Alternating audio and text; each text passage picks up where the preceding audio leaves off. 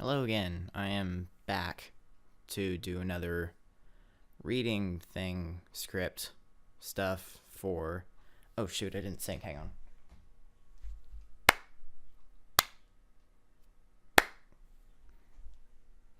Alright, there. I'm not going to explain what I just did, but I'm pretty sure that if you've watched any of the other behind the scenes videos, you know what a clap sync is.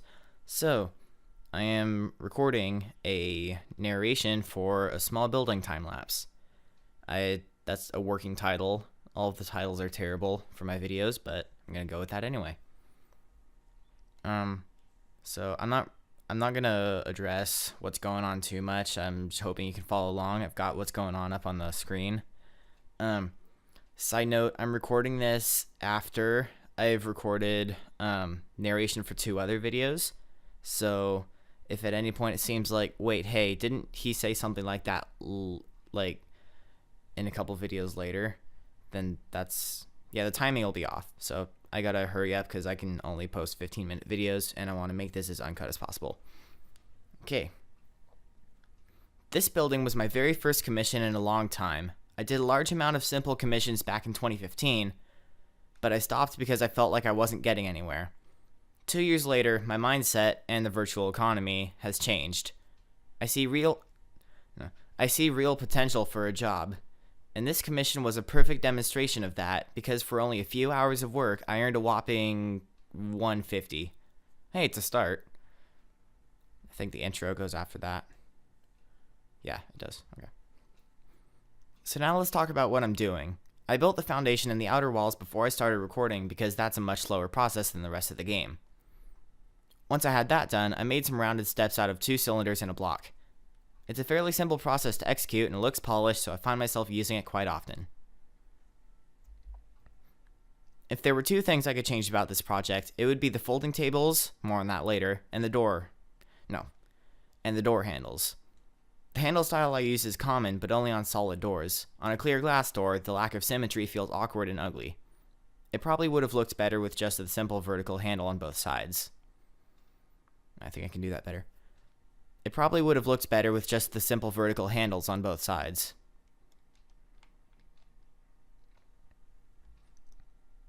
I realized that it didn't really have any plan for the inside of the building besides knowing that I wanted a wall with a window and a desk with a waiting line. I experimented with different wall arrangements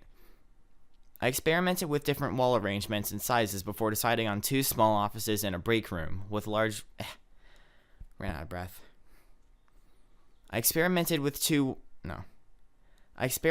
different wall arrangements and sizes before deciding on 2 small offices and a break room with a large waiting area in the front. I put the window between the waiting area and the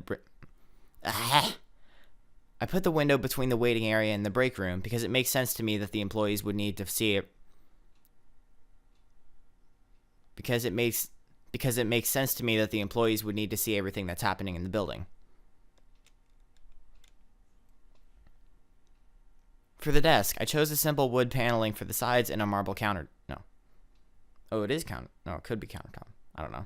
For the desk, I chose a simple wood paneling for the sides and a marble desktop.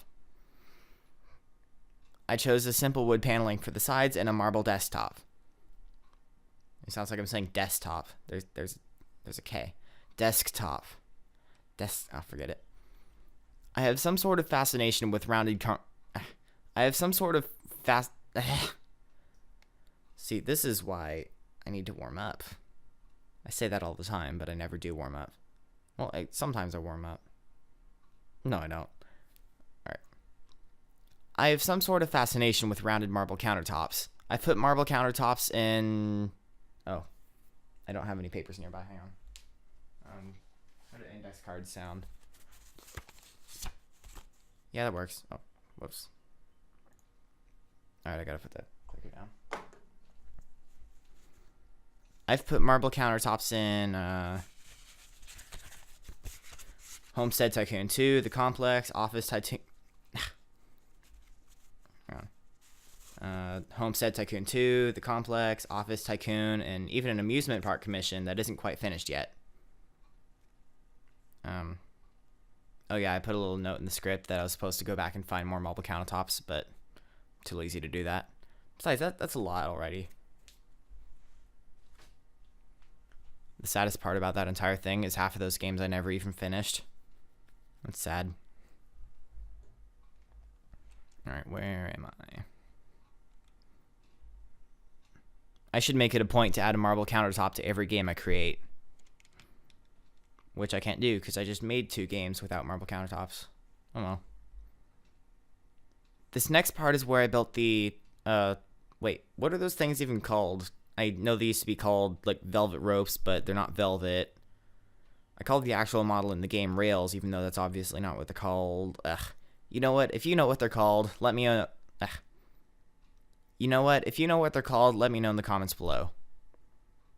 And that goes for this video, too, because I really don't know what they're called. It's driving me insane. The final thing I did on day 1 was build the roof. No. The final thing I did on day 1 was build the roof. Building. Ugh.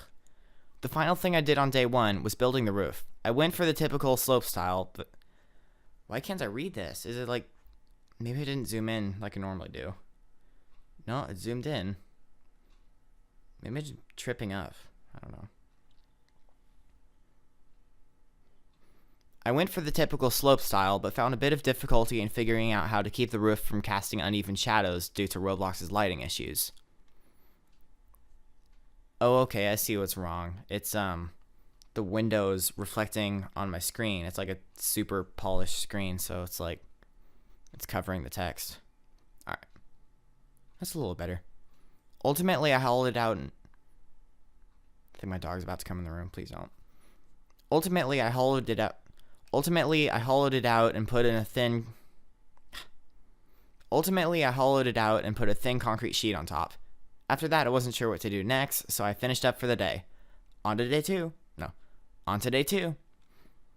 Here's a fun fact. This is actually my second time recording the narration for this video.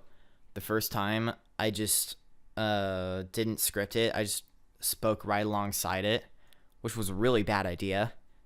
Because, like, I can't form coherent sentences when I'm talking into a microphone. I stutter so much.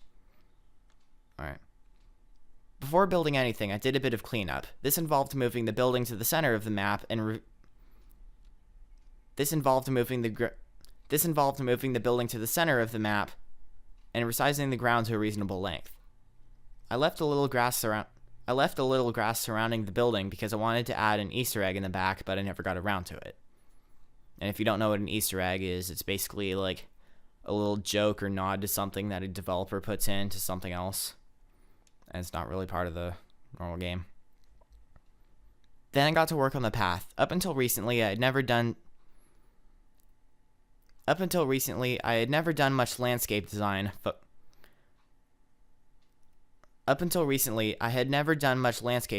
Focusing more on buildings and streets.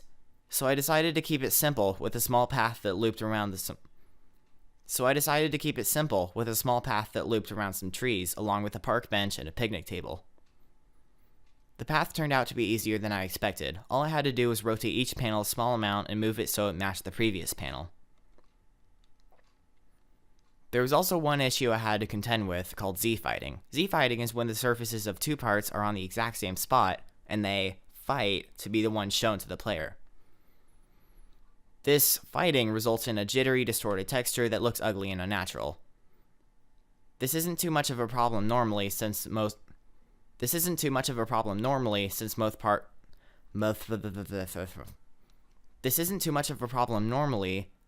parts are on different planes, but when it comes to copying and pasting both panels, it can be a pain. No, not both. Maybe I don't think I zoomed in all the way. Okay. Oh well. This isn't too much of a problem normally, since most parts are on different planes, but when it comes to copying and pasting path panels, it can be a pain. Shh. This dog. Fortunately, the problem is easily fixed by offsetting every other part by 1/1000th of a stud. Even that small of a change can make a big difference, and that would prevent the Z-fighting from being visible at all. No, Nikki, go lay down. Lay down. This dog. Thank you. Once I had the path finished up, I started on the park bench. I wanted to base it off a type of bench that I saw all the time around where I live. And it was composed of a small metal frame and a few planks of wood, all tilted back just a few degrees. It looks decent in real life, but in Roblox I think it would have turned out better if there was a back to the bench as well. Still, I went on to use the same bench in other projects. Next up was the picnic table. Much like the park bench, the table was heavily influenced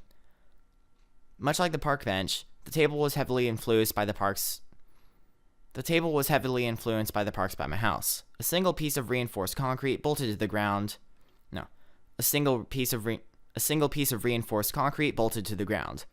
Except I didn't have to reinforce it or bolt it to the ground.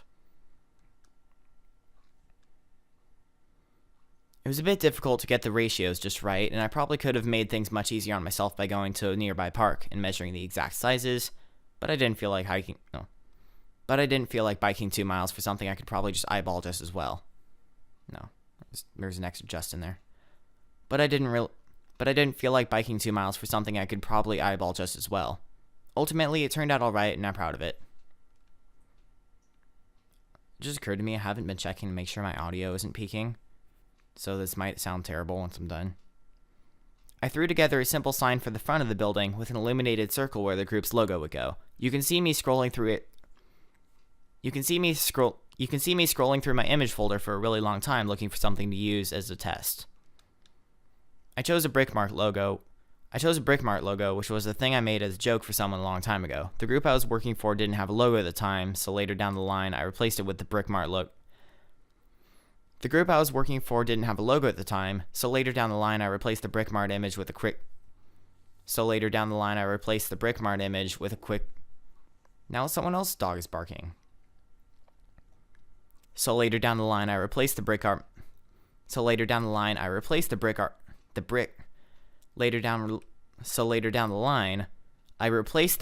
image with a quick placeholder I made until they could get a proper logo. Oh my gosh. Of course, no outdoor area would be complete without some pine trees, so I used a constructive solid geometry plugin to create a couple of cones, placing them one on top of the other to create the illusion of tampering. Placing them one on top of the other to create the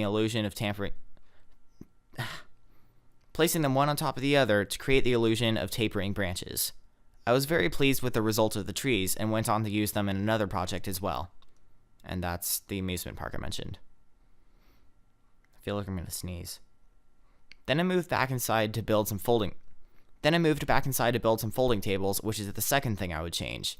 Although the tables are, for the most part, accurate to real life, I don't like how the dimensions transfer over to the Roblox. Did I just say the Roblox? I'm turning into my mom. I don't like how the dimensions transfer over to Roblox. It's an all-around eyesore, and I don't know what I was thinking. I also added yet another marble countertop that hubbed. I also added yet another marble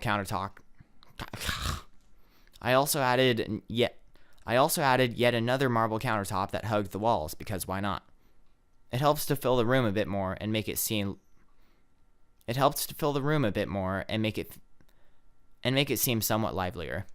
My final addition to the game was a rounded wooden desk that, for the most part, circled around the entire room.